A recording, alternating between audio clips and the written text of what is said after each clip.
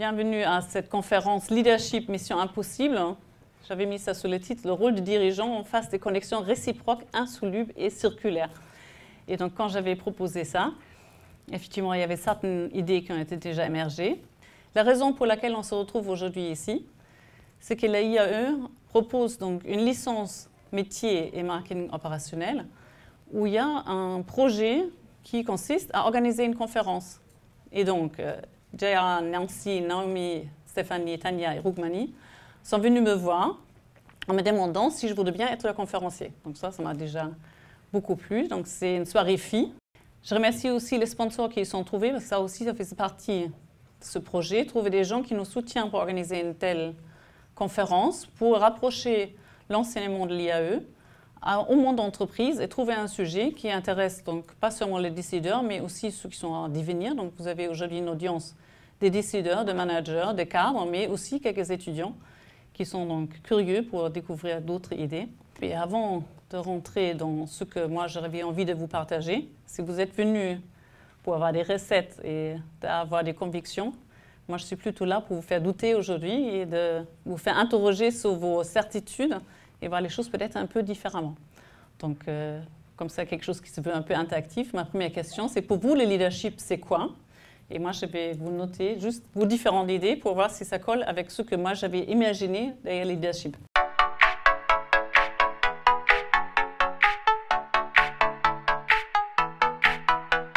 Influence.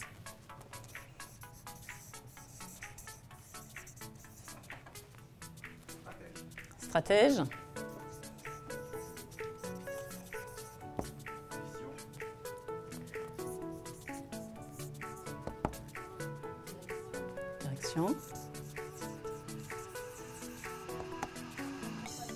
Accompagnement.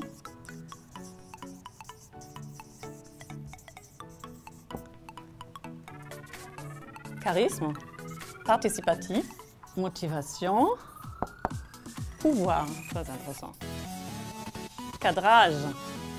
Moi, je suis partie sur cette histoire de hypothèse que si on part du principe que les employés sont donc des systèmes non triviaux, ce qui aujourd'hui semble être acquis, parce qu'on est en face des humains, les êtres ne peuvent ni être dirigés, ni contrôlés de l'extérieur. Et dans ce moment-là, on peut se poser la question d'un leadership qui devient impossible, parce que leadership, diriger, conduire les gens et les amener là où on veut les avoir, s'ils sont donc pas triviaux, ce n'est pas si évident de les faire à leur place. Ma question, c'était donc quel est le rôle d'un dirigeant au sein d'une organisation, et on va voir comment on peut y répondre.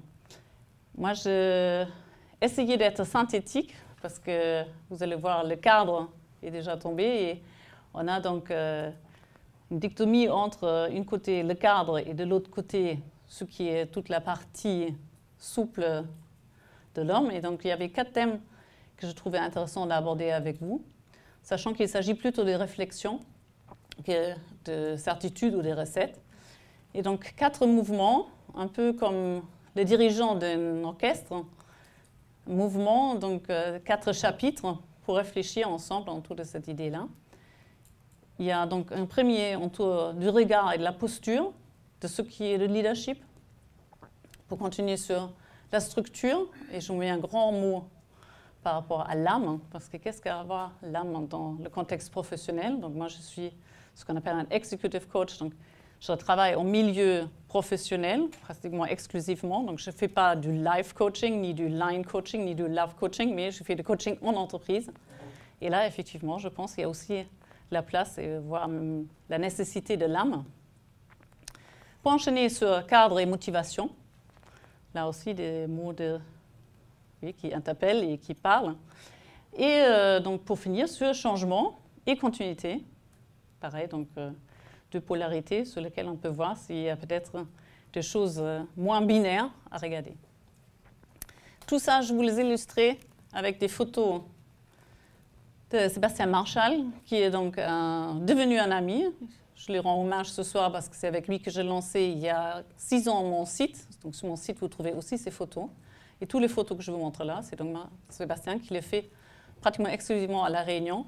Le premier sur les mouvements. C'est donc des rizières à Madagascar, je crois que c'est la seule qui vient de Madame. Donc là aussi, vous avez toutes ces photos sur Photo Havana. Et donc, on va commencer avec regard et posture.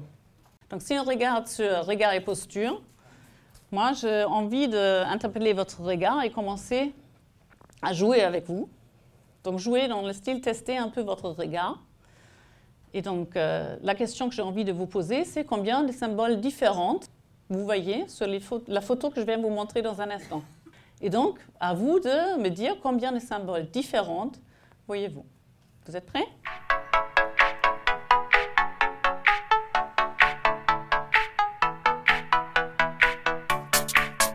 Vous me répondez quoi? Alors, qui a 6? Levez la main. 6. Qui a plus? Qui a moins? Il y en avait 10. Eh oui, déjà pas évident. Et pourtant, question plutôt banale. Maintenant, si je vous pose la question, combien de U avez-vous vu? Vous me répondez quoi? 8. Magali me dit, ce n'était pas la question, mais oui. Je vous demande combien de symboles différents. Quand je ne vous demande pas combien de U, vous ne comptez pas les U. Quand il y avait 11, hein, il y avait un paquet. Pareil, sur les H, vous ne savez probablement pas répondre. En plus, il y en avait 6. Sur les T, vous avez eu des T? Ah, vous avez vu les T, c'est déjà pas mal. Il y en a eu 3. Et quand je vous demande dans quelle direction marchait le bonhomme, qui a vu un bonhomme? Ça sont des hommes. Je vous parle d'un bonhomme. Qui a vu un bonhomme? Il marche dans quelle direction, monsieur? Sur la gauche. Voilà. Je vous remets la photo. Le petit bonhomme, il est là. D'accord? Alors, petit exercice, juste pour vous interpeller sur le fait que dans la posture que vous allez avoir comme leader, il faut vraiment poser les bonnes questions. Si vous ne posez pas les bonnes questions, vous n'obtenez pas les bonnes réponses. Et selon la façon comment vous posez la question, vous influez sur la réponse. Et ça, c'est vraiment quelque chose qui est assez intéressant de s'interroger dessus. C'est comment, dans mon questionnement, dans ma façon de m'adresser aux autres, j'obtiens ce que je veux obtenir ou je suis courageux pour obtenir autre chose que j'aurais peut-être attendu. Donc, poser des questions, c'est peut-être une des façons d'aborder le leadership différemment. On partait pendant un certain temps du principe qu'un leader, c'est un style d'empereur qui décide et qui indique un chemin.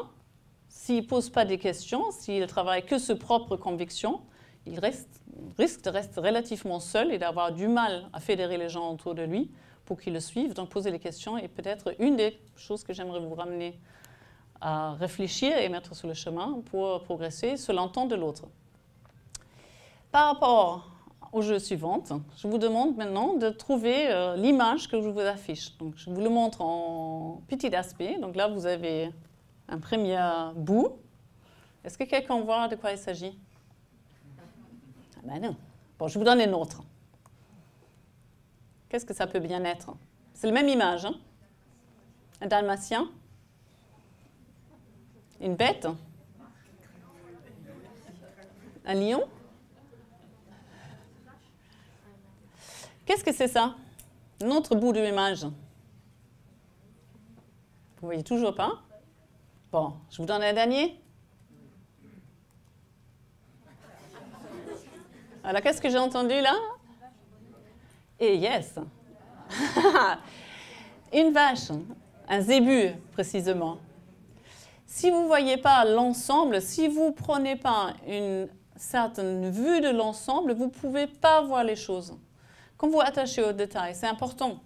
Dans nos métiers, l'écriture, la définition de nos cultures, notre passage du Cro-Magnon au chasseur-cueilleur, qu'on était pendant plus que 30 000 années, pour ceux qui ont lu le livre Homo sapiens, Petite histoire de l'humanité, de je ne sais pas le titre, l'auteur.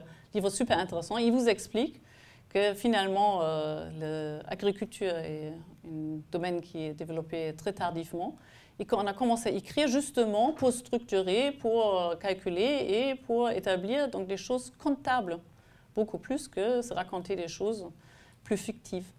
Donc si vous regardez que les détails du style comptable, pour compter les choses, on passe à côté. Donc, vous avez un intérêt peut-être de voir les choses un peu plus grand et un peu plus dans son ensemble.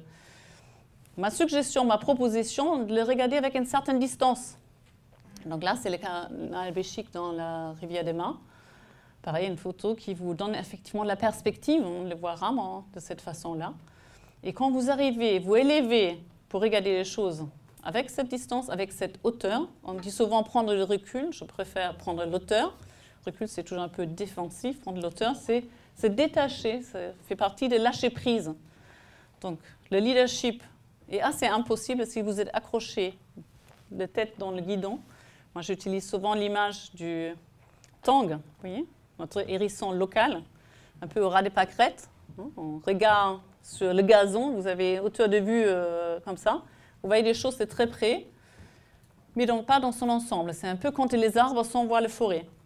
La suggestion en leadership, c'est de s'élever, se mettre en hauteur, d'avoir une attitude plus papang ou paille en queue, selon vos préférences, pour voir les choses effectivement avec une certaine hauteur et une certaine distance. Donc une première volée sur la partie regard et posture. On passe, si vous voulez, au suivant. Structure et âme. Par rapport au leadership, ce qui je vois souvent par rapport à mes clients, donc j'ai vécu pendant 20 ans dans des structures locaux et ailleurs. Donc j'ai travaillé pour SO, j'ai travaillé pour la Société Générale, j'ai travaillé pour le groupe Apavou il y a plus que 20 ans. J'étais pendant 5 ans responsable de recouvrement contentieux chez Crédit Moderne, chez CTLM. J'étais 11 heures directeur chez SFR, sur le B2B, tout ce qui était SAV, accueil client. Et donc, du coup, j'ai vu beaucoup de choses autour de la structure. Et aujourd'hui, ce que je fais, c'est donc l'accompagnement des dirigeants dans la conduite de changement et dans la façon comment ils ont envie, eux, de réaliser le chemin de leurs entreprises. Et donc, la structure est ce qui est souvent manquant, ce qui est pour moi plutôt une découverte, parce que je trouvais que les entreprises, le plus étaient grands, le plus ils étaient structurés, sauf que ce sont souvent des structures artificielles qui sont imposées, qui ne sont pas forcément grandies avec la structure.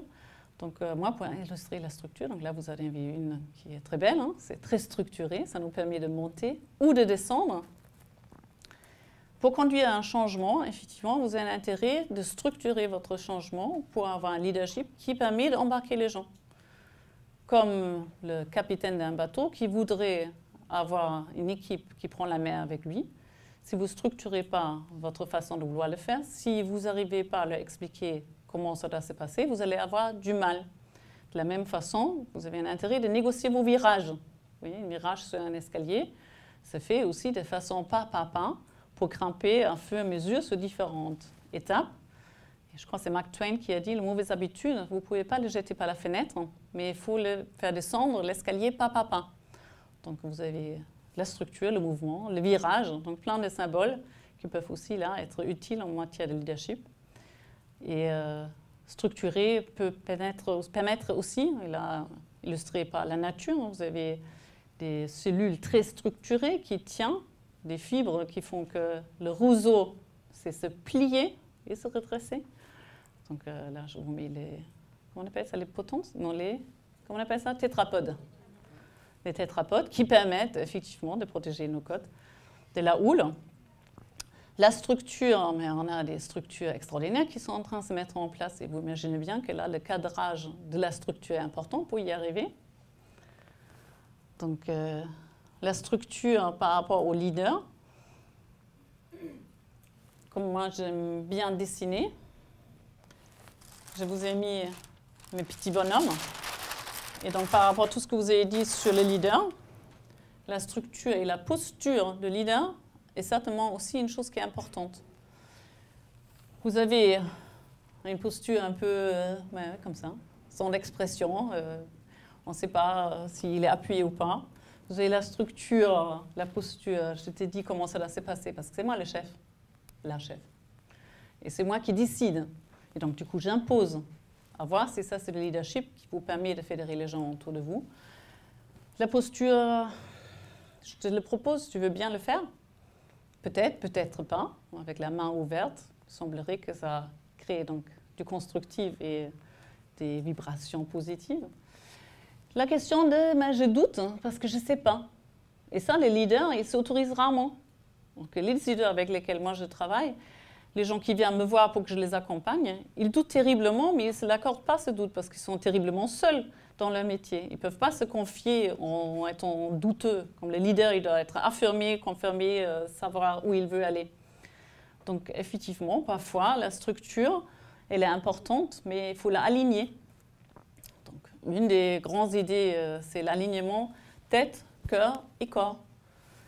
D'avoir un alignment qui vous permet d'être ancré dans le sol, avec la tête vers les cieux, avec ce qui se passe dans vos cerveaux bien faits, sinon vous ne serez pas devenu manager, cadre ou dirigeant, avec ce qui est dans votre cœur, ce qui vous habite, et là on arrive à l'âme, ce qui fait pulser le sang dans vos veines, ce qui vous fait sentir les choses, mais toute la partie émotion, qui n'est pas évident pour les leaders non plus, parce que vous êtes bien fait de chair et de sang, et vous avez des émotions, parfois des peurs, parfois des inquiétudes, des colères, de tristesse ou de la joie. Et quand vous êtes très émotionnel, en neurosciences, on sait aujourd'hui qu'effectivement, on a du mal à atteindre notre cortex et le bien faire fonctionner, parce qu'on est téléguidé par nos émotions qui nous renvoient dans notre cerveau limbique vers notre mémoire et ce qui est ancré en nous. Et quand vous voyez quelqu'un qui ressemble à votre professeur de mathématiques, qui est quelqu'un d'extraordinaire, très éclairé, qui vous a enchanté pendant votre jeunesse, et vous recroisez quelqu'un qui ressemble à ça, votre affinité va être une toute autre que votre prof allemande, qui était grande et blonde comme moi et qui était une garce, avec laquelle moi, je n'ai aucune similitude si ce n'est que l'accent. Donc, vous voyez bien que les choses, parfois, peuvent être un peu floues. Et quand c'est flou, moi, je trouve ça intéressant. Parce que quand c'est flou, c'est qu'effectivement, les choses ne sont pas si claires. Quand vous partez du principe « c'est comme ça », moi, j'aime vous poser la question « et si ça sera différemment ?» Nombreux ceux qui me disent « ah mais je ne peux pas faire ça ». Et quand je dis « et pourtant, si vous le ferez, qu'est-ce qui se passe ?» Et là, on ouvre le cadre, on ouvre notre regard de tunnel et on essaye de voir les choses différemment. Je vous montre ma main, vous voyez cette face-là. Moi, je vois l'autre côté. Nous n'avons jamais le même point de vue. Jamais. Et même si vous êtes à côté de moi, votre angle de vue sur ma main est différent que la vôtre. Donc, il est intéressant là aussi de rester ouvert pour regarder les choses sous différents angles et de s'interroger par rapport à ça. Alors, ma photo préférée, et donc il y a l'épouse de Sébastien qui devait être là ce soir. Je ne sais pas si elle a pu venir parce qu'elle fait aussi des études à l'IAE, donc c'était le lien. Cette photo-là, c'est l'alignement. Je vous parle d'alignement, alignement tête, cœur, corps, ce qu'on appelle être congruent. Congruent, donc je dis ce que je fais ce que je dis, et en plus j'habite et je véhicule et je crois dans ce que je fais et ce que je dis. Et pourtant, il y a toujours des choses qui sortent de l'alignement. Et en entreprise, on a souvent des gens qui ne sont pas complètement dans le mouvement, qui sont à part, qui sont différents. Et vous pouvez essayer de mettre tout le monde à niveau. Et si on profitera de ce qui est un peu différent pour voir d'autres perspectives. Si le tort et le plié pourraient être des choses inspirantes. Donc là, il y a Saint-Exupéry qui a dit une phrase « Ta différence, mon frère, loin de me léser, m'enchante ». Donc ça, moi, je fais beaucoup de coaching interculturel où on part du principe que nos différences, et on n'a qu'à regarder l'audience, et vos différences, rien que physiques, par rapport à vos origines, par rapport à vos cultures, vos âges, vos sexes, vos expériences, par rapport à vos vies, si ces différences ne sont pas des différences, mais justement des enrichissements, dans ce moment-là, on peut effectivement parler des nouvelles découvertes comme l'intelligence collective qui se base sur nos différences. Et si on ne sera pas si différents, ce ne sera pas assez intéressant de réunir autant de monde dans tous les sujets. Ça suffira d'avoir une seule personne, si tout le monde sera pareil. Du coup, on arrive à l'âme. L'âme, toute la partie humaine, tout ce qui est important à prendre en considération au leadership, parce que nous sommes des hommes et pas seulement l'intelligence collective est très à la mode, mais vous allez entendre de plus en plus l'intelligence artificielle qui fait peur beaucoup, qui nous interpelle et pourtant qui est une chance parce que tout ce qu'on peut mettre en artificiel, tout ce qu'on peut écrire en algorithme peut être effectivement fait par autre chose que par l'humain. Mais il y a des choses qu'on ne sait pas décrire en algorithme. Et que ça prendra encore longtemps avant qu'on puisse le faire. Et c'est le lien, c'est la création, c'est l'art, c'est la poésie, et tout ce qui fait effectivement notre partie humain, qui nous différencie de ce qui est programmable et capable d'être mis en algorithme.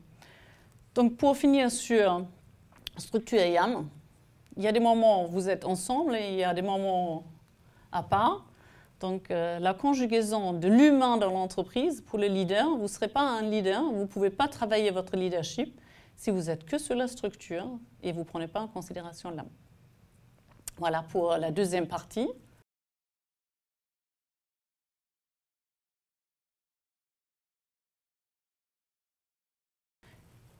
Un fonctionnement de quelque chose qui compose plus qu'un élément. Donc, des deux, vous avez une organisation. Et l'organisation définit donc le rôle que chacun dans cette coopération doit occuper. Le rôle est défini par l'organisation. Et si c'est une bonne organisation, on partait pendant longtemps du principe. Si le rôle est bien défini, n'importe qui occupe ce rôle fait fonctionner l'organisation. Vous changez un DG, vous le mutez, vous prenez un autre et tous les 3 ans, vous refaites ça. Donc ça, c'était un peu l'idée de Taylor avec le découpage de fonctionnement en tâches réduites. Hein. Quand on fait l'économie des scales, on essaye de définir la plus petite tâche pour la rendre la plus répétitive possible pour être plus opérationnel, plus productif. Aujourd'hui, cette idée de l'organisation qui définit le rôle et qui est complètement indépendant de l'humain qui l'occupe est quand même rudement mise en question, simplement par le fait que la personne qui remplit ce rôle est humain et donc par définition complexe. Et qu'il ne suffit pas de définir le rôle parce que ça voudrait dire qu'on peut prévoir ce qui va se passer. Donc dans l'Allemagne de l'Est, à l'époque de l'Union soviétique, on avait ce qu'on appelait la Planwirtschaft, donc l'économie planifiée. On imaginait qu'on pouvait planifier l'économie. Mais aujourd'hui, c'est bien mis à rude épreuve de dire qu'on pourrait prévoir ce qui va se passer. Souvent, ça se passe justement différent. Et donc, ce qui s'est passé aussi depuis, c'est que les personnes, les humains qui remplissent les rôles, et donc il y a donc des interchanges entre ces différentes façons de regarder les choses, sont aujourd'hui instruits. À l'époque des esclaves, vous avez plein et vous pouvez les remplacer. Aujourd'hui, l'humain est devenu précieux, il est devenu rare, il est très protégé et il y a donc toute une organisation et des règles qui sont mises autour de ça. L'humain est instruit, il a l'accès à l'information. L'Internet a beaucoup changé les données. Tout le monde peut accéder à pratiquement toutes les informations. Donc vous pouvez aujourd'hui pas faire de management. Vous avez probablement du mal à avoir un leadership sur la durée sans prendre en considération l'humain. Je prie un peu plus large pour répondre à votre question. On arrivera à ce cadre et motivation, mais c'est une belle transition.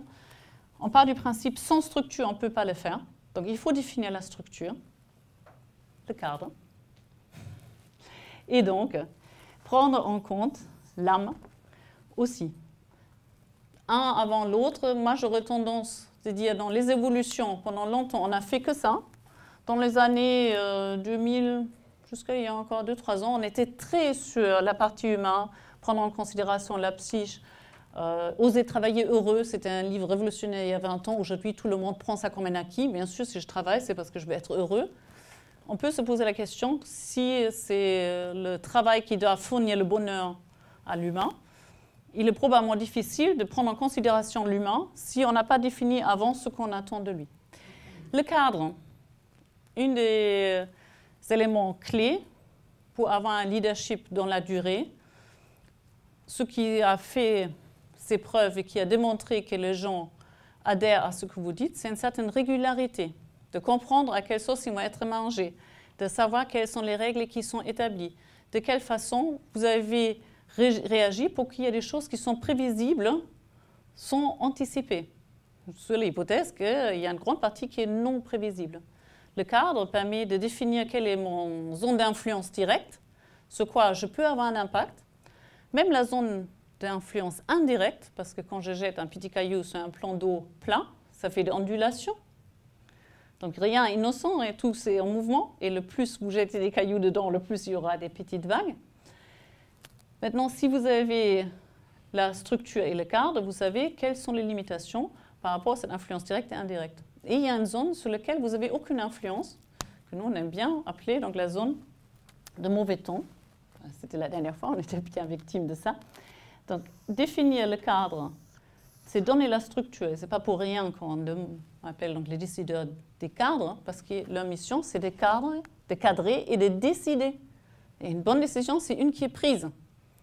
Là aussi, souvent, moi je travaille donc avec les dirigeants pour établir les idées sur le changement, et après on décline comme une fontaine de chocolat sur des couches intermédiaires jusqu'à arriver à l'employé qui a, lui, très peu de pouvoir de marge de manœuvre. Il est donc très important, dans ce cadre, de définir quelle est la marge de manœuvre, où je peux me promener, et quelle est la ligne rouge à ne pas franchir. Moi, qui est un peu programmée rebelle et qui aime bien faire après ma tête, je n'étais pas conscient à quel point il est difficile dans l'entreprise aujourd'hui de définir un cadre et de limiter cet espace-là pour dire ici, vous êtes libre, et là, vous pouvez vous promener, mais quand vous franchissez cette ligne rouge, effectivement, il y a de la contrainte, il y a la limitation, et on est hors jeu, et donc un intérêt de redevenir dedans. La taille de cette cadre dépend bien sûr de plein de paramètres. Une des idées qui s'est installée, c'était autour du flow. Le flow est défini entre ma maîtrise et ma compétence, et la motivation et l'envie de le faire. Et si vous êtes sur les deux, est-ce que j'ai encore la place là? Vous mettez ici la motivation, vous mettez ici la maîtrise.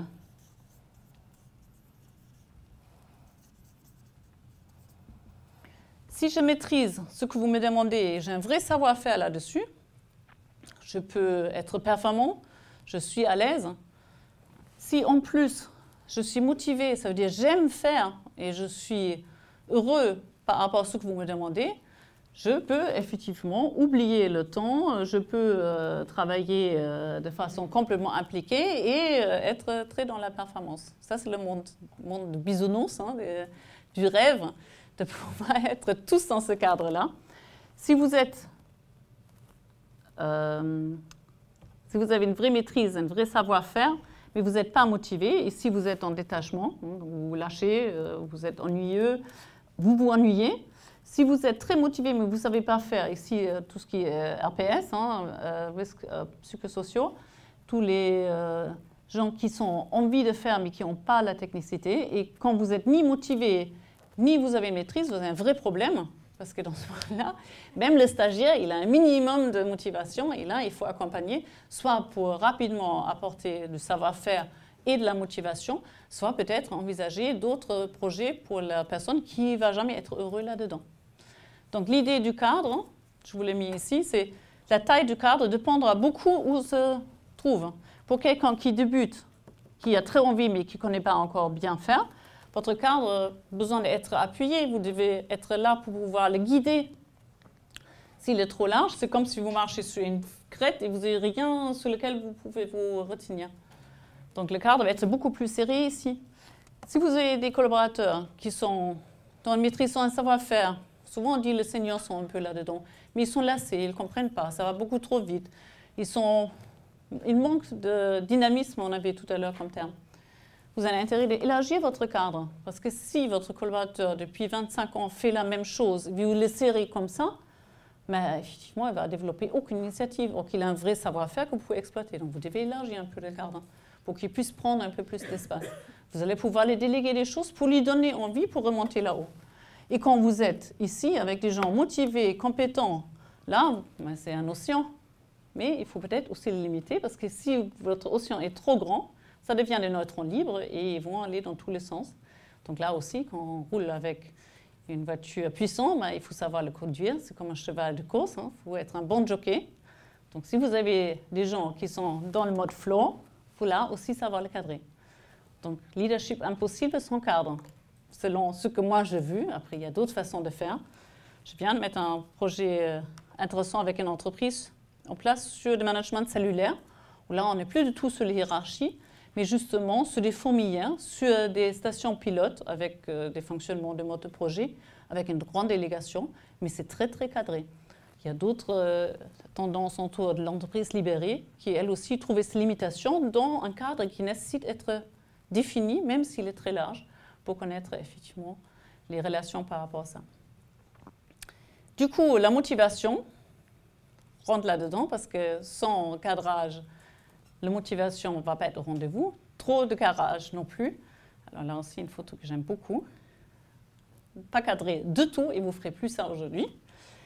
Avec les requins, donc aujourd'hui, sauter comme ça dans la mer, on se réfléchit. Mais ce n'est pas forcément très raisonnable, mais je suis sûre qu'ils ont eu beaucoup de plaisir pour le faire. Quand je vous parle plaisir, en entreprise, pareil, c'est comme âme, c'est des grands mots. Parce qu'on n'est quand même pas là pour amuser nos troupes. Or que sur le dernier management, il y a tout un dossier sur comment motiver et avoir le bonheur au travail. Vous savez, c'est très à la mode d'avoir des Chief Happiness Officer. Donc, il y a des premiers qui se nomment à la réunion. Donc, j'en ai quelques-uns de mes clients qui en nommé un. Et pas parce qu'on a envie de jouer au monde de bisounours, mais parce qu'il y a des chiffres très clairs par rapport à comprendre que les collaborateurs qui sont motivés et qui sont bien dans leur basket par rapport à leur travail sont plus efficaces et plus rentables et donc plus productifs. Donc tout ça, ce n'est pas innocent, ça va aussi dans le sens de nos entreprises. Motivation, j'avais fait une conférence pour le MEDEF il y a 2 mois, que vous avez sur le site en enregistrement, sur motivation en cadrage, où je développe donc toute une thèse autour de 4 facteurs de motivation qui sont définis par rapport à la sécurité. L'humain veut être rassuré pour justement savoir à quelle façon il doit agir, mais aussi assuré par rapport à son emploi. Aujourd'hui, pas toujours évident. La deuxième étape, c'est la participation.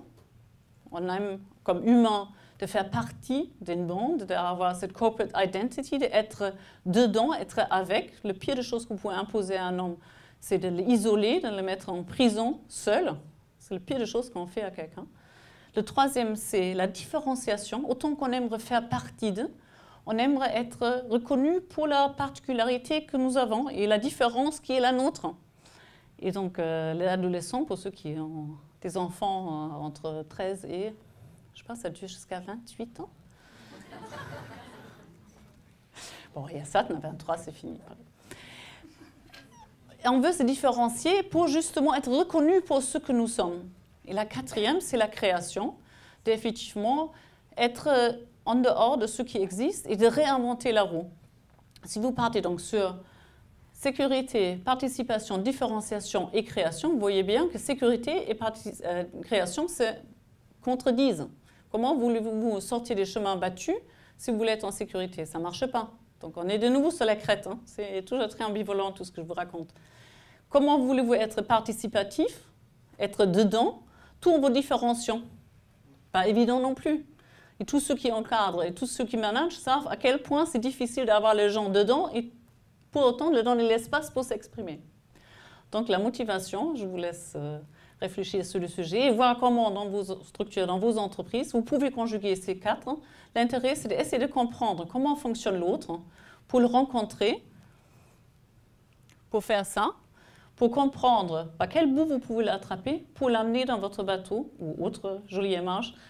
Le chef orchestre qui fait jouer tous les instruments ensemble, qui sont tous des technicités et des capacités très différentes, qui n'est pas forcément le meilleur violoniste, parce qu'il a un premier violon, mais qui connaît exactement à quel moment il va donner là, ici ou là, pour faire quelque chose d'harmonieux et que la musique soit entendable et qu'elle soit belle et qu'elle nous fait vibrer notre âme. On finit sur cadre et motivation. C'est une marche sur la crête. Si vous faites des passes droits, ça ne marchera pas. D'où l'importance d'avoir un cadre qui est clair. Adapter le cadre par rapport aux uns aux autres, ça dépend comment vous le faites. Si vous avez, je prends l'exemple un travailleur dans le bâtiment, un peintre. Vous avez un jeune apprenti, vous allez commencer à lui expliquer que tu prends ton rouleau, tu enlèves la peinture, tu ne mets pas trop et tu roules comme ça. Et après, tu peux rouler comme ça. Je ne suis pas un spécialiste, mais bon, vous lui apprenez le geste. Et après, vous lui expliquez comment il fait les bordures, etc. Vous allez être très, très cadrant. votre employé 20 ans, chef peintre depuis toujours, vous n'allez pas lui expliquer comment il va tenir son pinceau. Ça va le gaver. Et vous allez lui dire, mais tu vois, on a une pièce et il faut qu'il soit dans des couleurs lumineuses et tu en as 3 jours pour le faire. Et voilà le budget. Qu'est-ce que tu en penses? Comment voudrais-tu faire? Je ne suis pas sûre que votre apprenti trouve ça injuste. Je pense qu'il y a une façon de faire. Donc c'est là où vous avez besoin beaucoup de doigté et peut-être aussi une certaine expérience, comment vous le prenez. Si vous créez des injustices, ça ne marchera pas. On revient sur le cadre. Le cadre, il faut qu'il soit défini. Il faut que les règles soient affichées. Je trouve ça pas choquant quand on traite un junior différent qu'un senior. Je trouve ça pas choquant que quelqu'un qui a une compétence particulière sur quelque chose, on va le challenger sur ce point-là pour le prendre en considération. On parle aujourd'hui du principe qu'on apprend beaucoup de ses erreurs, mais on sait de façon scientifique, on apprend beaucoup plus de ses succès. C'est interroger par rapport aux capacités de vos collaborateurs pour les explorer et pour les utiliser là où ils sont utiles, peuvent être une des façons de le faire. Être juste, essayer d'être juste, et une qualité du dirigeant. Et pourtant, on sait à quel point c'est difficile. Parce que même quand vous êtes dans le cadre de la loi, avoir raison et obtenir droit, ce n'est pas forcément la même chose. Donc là, je reviens sur l'humilité et sur la capacité de regarder ça avec un peu d'auteur, peut-être. D'autres questions par rapport à cadre et motivation?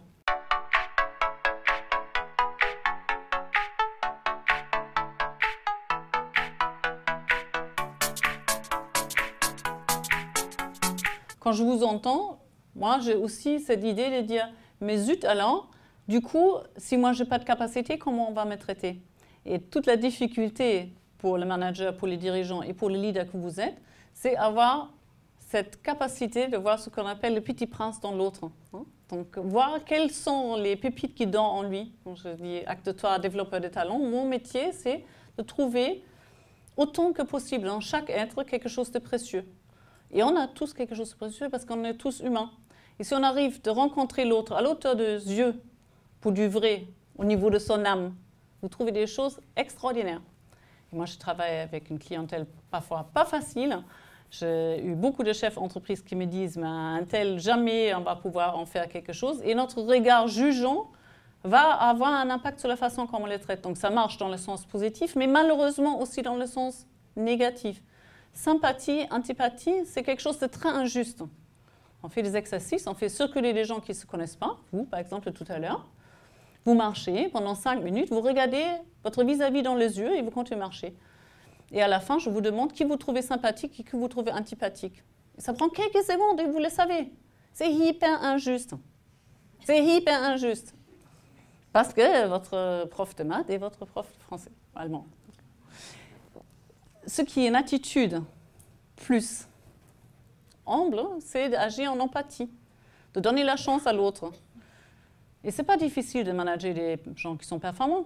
Le grand challenge, c'est d'aider ceux qui sont aujourd'hui plus à la traîne, ceux qui sont, comme tout à l'heure, un peu pas comme vous auriez souhaité. Et de le voir comme un cadeau et comme un challenge, quelque chose sur lequel vous pouvez appuyer pour créer quelque chose de nouveau. Parce que quand ça marche, c'est trop facile. Hein. On continue ce changement et continuité.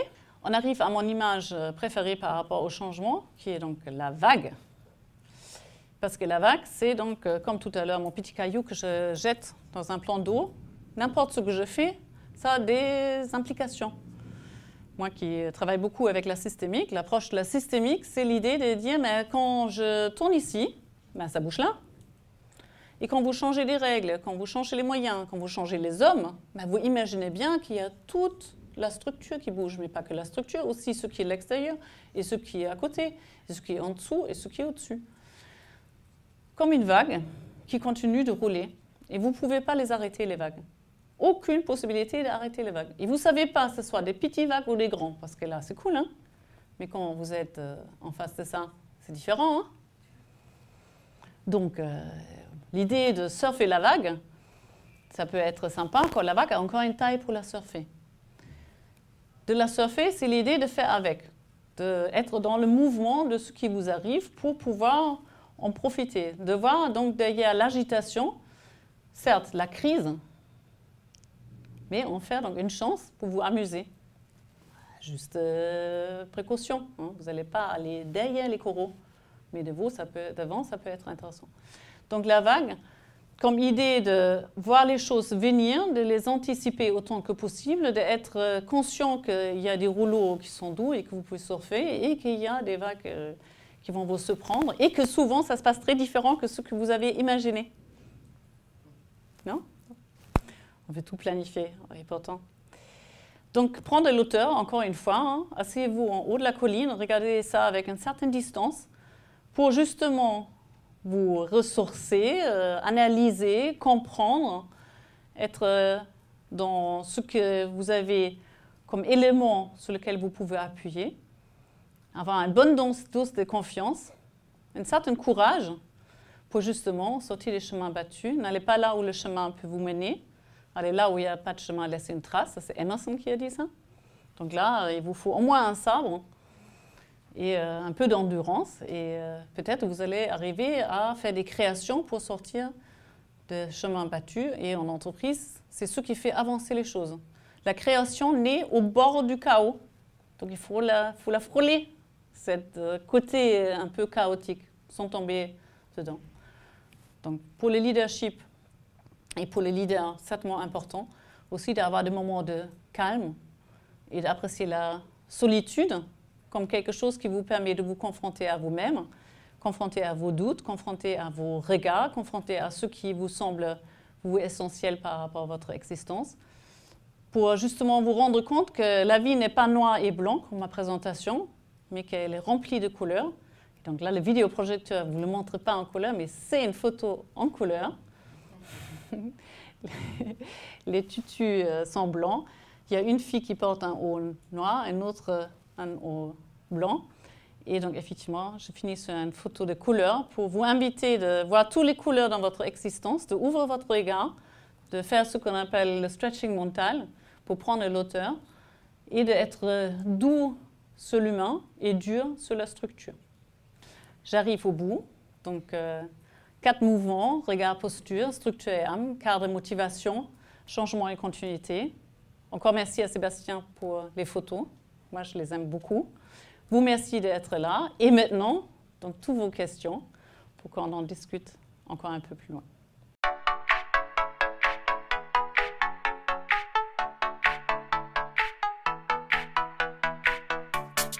Moi, je pars du principe que le leadership a peut-être une partie de charisme, mais aujourd'hui, on part du principe que le charisme, c'est quelque chose pour les politiques, hein, pour être élu. Un leader n'est pas forcément là pour plaire. Le leadership est, dans la définition aujourd'hui par rapport à la science, quelque chose qui impulse un nouveau mouvement. Pour répondre à la question, est-ce qu'il y a d'autres façons de faire? Bien sûr, il n'y a pas de recette. Il y a des milliers de façons de faire et il n'y a pas de certitude. Aujourd'hui, ce qui semble être émergent, c'est quand on parle d'intelligence collective. Quand vous mettez le chaos en place, il y a des structures qui se structurent. Donc, il y a des ateliers aujourd'hui qu'on appelle des forums ouverts, où on fait des réunions avec jusqu'à 2000 personnes, sans ordre de jour, qui trouvent eux-mêmes les sujets sur lesquels ils ont envie de travailler, qui deviennent ambassadeurs des sujets sur lesquels ils ont envie de prendre des responsabilités et de s'engager. Et donc, il y a des structures qui vont aussi obtenir des résultats sans un leader nommé. Mais le leadership dans ces groupes-là s'établit très rapidement. Et vous avez dans tout groupe des gens qui vont prendre les choses en main et l'autre qui aime se faire guider. J'ai rarement vu des équipes travailler aussi en mode intelligence collective sans qu'il y a certains qui sont plus à l'initiative que l'autre, ce qui n'est pas bon ou mauvais. Et c'est souvent pas ce que vous avez nommé. Quand vous regardez vos équipes, vous avez souvent des leaders un peu cachés ou qui sont en influence, peut-être pas forcément affichés. L'intérêt, c'est de savoir si moi je suis chef entreprise, je suis dirigeant, et c'était un peu l'idée aujourd'hui de cette invitation, quel est mon rôle pour pouvoir permettre à l'autre aussi de devenir plus responsable et plus autonome dans ce qu'il fait, parce que du coup, ce n'est pas moi qui dois porter tout toute seule, mais effectivement, on peut le faire en cercle et faire avancer les choses. C'est plutôt ce type de tendance sur lequel aujourd'hui on est plus conscient, parce que diriger en imposant, en faisant subir, n'obtient pas les mêmes résultats que si je fais agir et si je suis dans le pouvoir pour, au lieu d'être dans le pouvoir sur les gens.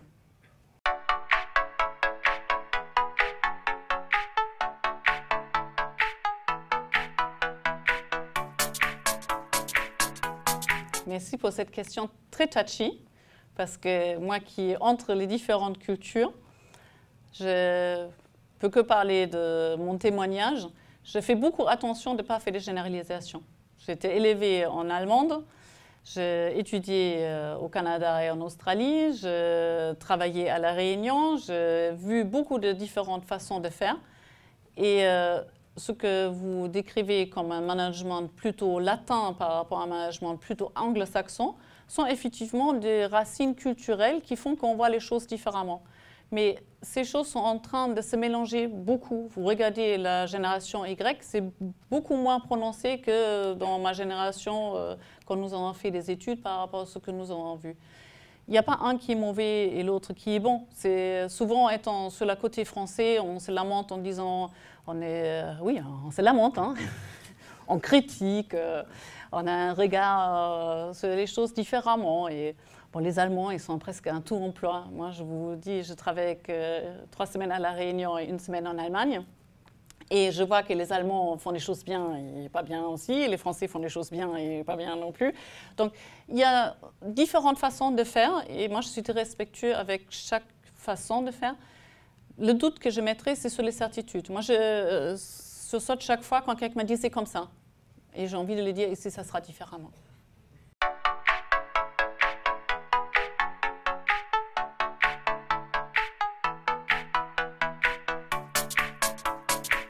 Une question qui revient aussi souvent, qu'est-ce que je fais en ce cas avec la génération Y voire Z? Je suis comme moi, l'os, je ne sais pas faire. Je vous retourne la question. Vous voulez les traiter comment? Et maintenant, sortez de votre corps et glissez-vous dans la leur. Qu'est-ce que vous imaginez, comment eux, ils veulent être traités? Qu'est-ce que fait qu'aujourd'hui, des natives qui sont grandis avec la tablette et qui le maîtrisent beaucoup plus que vous ne le maîtrisez jamais, pourtant on a quelques jeunes dans la salle, n'est-ce pas, fonctionnent différemment et effectivement le système de valeurs est différent aussi. Mais ce n'est pas nouveau parce que les générations et les conflits de générations, je vous renvoie en 68, on était dans des situations où les anciennes générations ne comprenaient pas les nouvelles générations non plus. Là pareil, l'idée c'est de poser la question. De quoi avez-vous besoin? Comment voulez-vous travailler? Qu'est-ce qui est important pour vous? On ne va pas pouvoir prendre en considération tout, mais simplement de la poser la question va déjà démontrer que c'est important. Et aujourd'hui, on a des très bels exemples où les différentes générations travaillent ensemble par rapport à justement des employés qui ont une vraie expérience, un vrai savoir-faire, mais qui se sentent perdus dans un monde qui change trop vite pour eux, qui ne sont pas habitués avec le digital. On part du principe aujourd'hui, sans le digital, vous n'allez pas survivre. Les commissions qu'on met en place au niveau du digital pour accompagner les entreprises sont des choses qui sont très demandées. On n'est pas en retard à La Réunion par rapport à ça. Souvent, on a l'impression qu'on est un peu loin. Je trouve qu'on est plutôt bien placé, qu'aujourd'hui, les jeunes peuvent nous apprendre beaucoup de choses. Reste ouvert avec eux. Il faut les cadrer. Hein. Il faut les cadrer dans la liberté qu'ils ont besoin. La génération Z est aujourd'hui sur des systèmes de valeurs qui sont différents de la génération dans laquelle moi j'ai grandi. Avoir un job pendant toute sa vie, le même, et l'entreprise pour toute sa vie, ça n'existe plus. Par contre, quel est l'avantage de cette agilité? Quel est l'avantage de mettre aussi du perso dans le pro? Quand vous lisez un peu les dernières recherches, on ne peut pas les séparer. Les gens viennent me voir pour un coaching professionnel, ils me disent « Oui, mais on parlait à faire ». Je dis « Bien sûr, on ne fait que ça ». La première question qu'ils me disent, c'est que je dors mal et je ne sais pas comment faire. Et ils me racontent leur vie. Et donc, je ne leur pose pas la question « Qu'est-ce que vous faites 8 h du matin jusqu'à 8 h du soir ?» Je pose la question « Qu'est-ce que vous faites 8 h du soir jusqu'à 8 h du matin ?» Excellente question de coaching. Donc, il n'y a pas de recette. Be open-minded, être curieux, s'ouvrir à tout ça. Quand vous avez des enfants, vous êtes obligés. Moi, j'en ai 3 garçons, 23, 20 et 12. J'ai 50 ans, je suis complètement déconnectée par rapport à ce qu'ils font. Et pourtant, j'ai un intérêt de me connecter à eux pour continuer de causer avec eux. Et je pense en management, on a un intérêt de faire la même chose. Est-ce que pour autant, ils sont tous les passe-droits? Il faut voir comment les canaliser. Et sur les collaborateurs, j'ai eu une certaine expérience, ça marche plutôt bien avec mes garçons. Ce n'est pas toujours si évident non plus, parce qu'il y a tout l'aspect émotionnel qui s'y ajoute.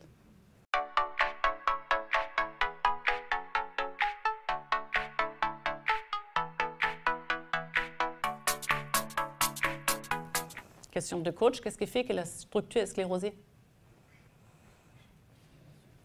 Et qu'est-ce qu'on fait avec quelque chose qui est trop rigide? On revient sur Fontaine, hein, entre la chaîne, le chêne, c'est un arbre, le chêne, et le roseau. Si vous êtes super costaud et super gros et super ancré, et il y a une tempête qui vient, le chêne, c'est des racines. Donc si vous êtes sclérosé, le mot le dit, vous n'allez peut-être pas faire long feu. La question, c'est quand je suis maintenant dans une structure sur laquelle je n'ai pas toute l'influence pour la changer, pour la déscléroser, qu'est-ce que je peux faire? Voir quelle est mon zone d'influence directe, sur quoi je peux agir. Et ça, c'est beaucoup plus large qu'on l'imagine. Beaucoup plus large. Et qu'est-ce que c'est la zone sur laquelle je peux avoir une influence indirecte? Et quelle est la zone dans laquelle il y a du mauvais temps, sur laquelle je n'ai aucune influence? Inch'Allah, la pluie tombe dans le Copatel, donc on ne peut rien faire. La route littorale est basculée, le cyclone a décalé la Réunion, la pluie tombe, on ne peut rien faire. Quand vous avez identifié ce quoi vous pouvez influer, ce quoi vous ne pouvez pas influer, vous pouvez essayer de mettre votre énergie au bon endroit.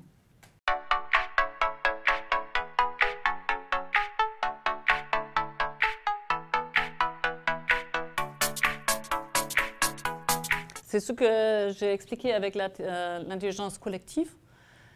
Vous avez toujours eu ça. Il y avait toujours des leaders informels. Et avoir un leadership qui est reconnu, c'est effectivement un vrai travail. Et ce n'est pas parce que j'ai le titre que j'ai la légitimité. Et nombreux sont ceux qui sont frustrés parce que ceux qui les dirigent n'ont peut-être pas toutes ces qualités qu'on leur attend. On a dans ce contexte-là vraiment des exemples où quand on discute en conduite de changement en entreprise, on a souvent l'impression que le seul levier de motivation, c'est la rémunération. Toutes les recherches ont démontré que c'est à 4e, 5e, 6e position de motivation pour un collaborateur.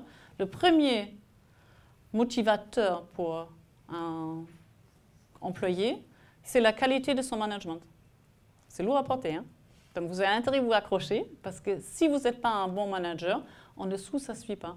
Et du coup, l'individu va s'organiser. La nature a horreur du vide. Si vous êtes un décideur qui ne décide pas, ils vont décider à votre place.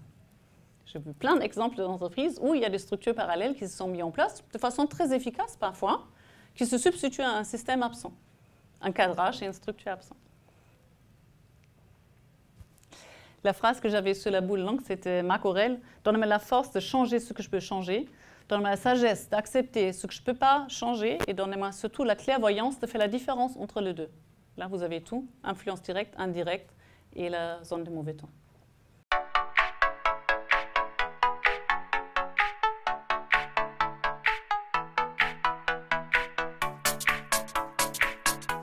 Il y a probablement des gens qui ont dans leur schéma plus d'images de leaders et qui ont plus de facilité d'accéder à ça, et ça a dû laisser des empreintes. La recherche aujourd'hui est sur quelque chose qui est aussi très discuté, parce que la science, c'est comme tout, il faut démontrer, et dès que vous avez démontré, quelqu'un d'autre démontre le contraire. Moi, je m'accroche sur quelque chose que Martin Seligman, qui est donc à la base de la psychologie positive, a établi avec des études qu'il a fait auprès des jumeaux d'un seul œuf qui est donc génétiquement identique. Et il les a suivis avec des grandes études. Il raconte l'histoire d'un de ses patients, donc il était psychologue, qui venait dans son cabinet en lui racontant donc sa misère, comme quoi il était enfant battu dans une famille affreuse, avec un père absent, avec une maman qui buvait, et donc effectivement, lui aussi il buvait, il frappait sa femme, et il était comme moi à côté de la plaque, et voilà, c'était très dur pour lui. Et quelques semaines plus tard, il revient le même bonhomme, avec la même tête, sauf que c'était son frère jumeau, et qui lui raconte l'histoire comme quoi il a eu cette enfance affreuse, et qu'aujourd'hui, il a pu s'en sortir et qu'il avait une femme qu'il respectait, un travail qui marche bien et qu'il a fait réussir sa vie. Il lui posait la question aux deux, mais comment vous êtes arrivé là? Et le premier lui disait, mais j'avais pas le choix. Et le deuxième lui disait, j'avais pas le choix. Donc, vous avez le choix dans votre vie et n'importe ce que vous avez génétiquement en vous, vous pouvez changer certaines choses. Donc, la fameuse proportion chez Seligman, c'est de dire il y a 50% dans notre capital bonheur pour être heureux. Donc, ce n'est pas ce leadership, mais peut-être on peut l'appliquer à ça aussi. 50% sont définis dans nos gènes, comme vos cheveux, comme vos couleurs des yeux. Donc, vous avez une sorte de potentiel en vous qui dépend de vos ancêtres. Et on sait beaucoup aujourd'hui sur ce qui est transmis sur différentes générations. Donc il y a tout ce qui est sur ces recherches-là, transgénérationnelles. Donc il y a une partie sur laquelle vous ne pouvez rien. Donc si vous êtes dans une famille introvertie et tout le monde est très doux et il y a peu de prise de parole en public, vous n'allez pas être ceux qui va prendre le micro en premier quand on vous le propose. Il y a d'autres familles où vous avez des gens très extravertis et qui font du spectacle et qui se donnent à cœur de joie et qui vont avoir plus de facilité. Est-ce qu'un est un meilleur leader que l'autre? Non. Moi, j'ai vu des leaders introvertis, très calmes, très posés, avec un leadership de ouf. Et j'ai vu des gens extravertis, très brouillants, avec un grand ego et qui avaient un leadership nul. Donc, est-ce qu'on est avec? On est avec certaines capacités. Il y a, donc, pour continuer sur Seligman, 10% qu'il quantifie comme influence extérieure dans un monde normal. Donc, si vous êtes grandi dans un contexte de crise, de style en Syrie actuellement, probablement l'influence de l'extérieur est plus grande que 10%. Mais dans un contexte en paix, 10% de l'influence sur votre capacité de bonheur de faire une déprime ou pas de faire une déprime vient de l'extérieur. Par contre, le chiffre qui m'a scotché à l'époque, c'était 40% dépend de votre vie intérieure et donc de vous. Et c'est ces 40% sur lesquels vous avez une influence. Et on a toujours des très bonnes idées comment on peut changer les autres et tout ce que les autres devront faire mieux, or que le seul que vous pouvez changer, c'est vous-même. Donc l'idée, c'est pour le leadership, pour votre bonheur, pour le management, sur votre façon de vivre votre vie, c'est de vous prendre à votre propre bout de nez et de faire là où vous pouvez vous faire mieux. C'est tout ce que vous pouvez faire. Et après, il y a donc sur le leadership, quand on parle du rayonnement, d'avoir la capacité de dégager quelque chose. Quand on filme des leaders dans des salles avec des caméras infrarouges, il semblerait qu'ils rayonnent plus chaud que les autres. Donc on revient sur l'idée de halo. Il semblerait quelqu'un qui a un fort leadership, il dégage quelque chose. Vous avez ces types de personnages qui rentrent dans une salle, il n'a pas ouvert la bouche et il y a quelque chose qui se passe. Donc ça se travaille, semble-t-il, avec l'alignement. La congruence, l'authenticité entre ce qui m'habite intellectuellement, ce qui m'habite dans mon cœur et la façon comment je le véhicule. Donc on peut apprendre du leadership. On a une partie qui est peut-être déjà dedans, mais il n'est jamais trop tard pour changer. On a toujours le choix, c'est pratiquement tout. Sur la fin, non. Là, vous n'avez pas de choix. Et quand vous avez des choix, après, il faut en assumer les conséquences. Ça, c'est plus dur.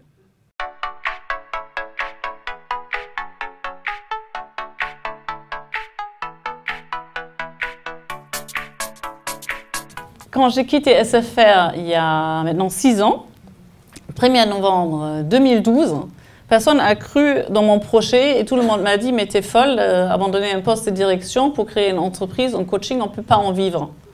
6 ans plus tard, je viens de revenir de Maurice, je signe un grand contrat, je m'éclate, je peux en vivre, je ne deviens pas riche, mais certainement il y a aujourd'hui des entreprises qui ont envie de travailler de cette façon-là et celles que je peux accompagner pendant les 6 ans étaient très contentes.